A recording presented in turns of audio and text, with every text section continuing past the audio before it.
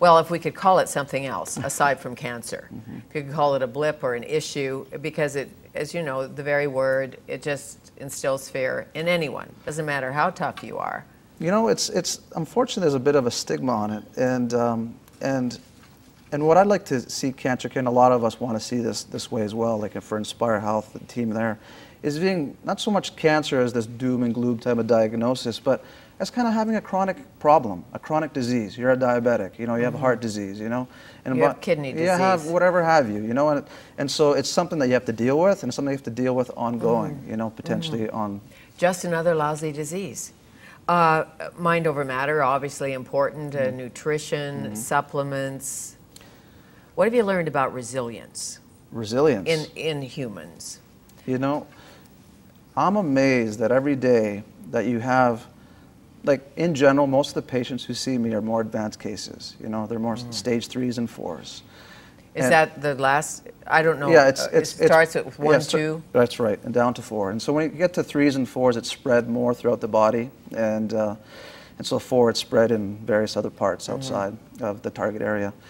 And what amazes me every day is that here's a group that's truly challenging. They've undergone some really tough things emotionally, mentally, physically with the treatments they've undergone. And you know something? They're doing really, really well.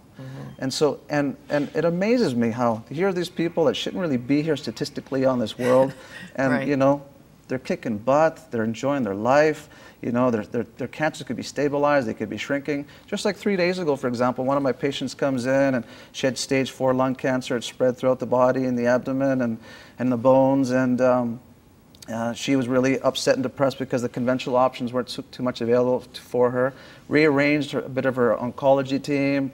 She started to see me, and then I saw her this week. You know, all the tumors in my abdomen are gone. You know, that's not supposed to happen. And so you step back and you go, wow, the healing potential of the human body is extraordinary. And that's a huge untapped resource. And that's why I think hope is such a powerful tool, you know, because you never know. You don't know. And so individual, in medicine it's called, we're all heterogeneous. You know, we have all this unique genetic makeup, right? And our bodies are complicated, and I know that our body heals itself many times. Oh, yeah. Well, I mean, we're sitting here having a conversation. Our body's doing something to keep us upright. I'm sure it's pretty smart. Absolutely. So if we can like explore all the options, take the fear out, and look at all the different therapies, it makes sense to me. Who funds Inspire Health? How are they funded? Does it cost money to go? Yeah, they do get support from the community. It's a nonprofit organization. There are foundations that support Inspire Health. But initially, what's needed, if you wanted to, say, access the medical doctors that are there, how they're funded is through MSP. And their funding is based on doing a 2-day workshop it's every second week. They do a 2-day workshop looking about holistic care, eating right, sleeping right, decision making, all that kind of thing. And then once you go through that program, you can access, say, the medical doctors anytime. To access, say, me and the acupuncturist and whatever, we are actually, unfortunately, we're still at a fee-based schedule, and so you can access us anytime.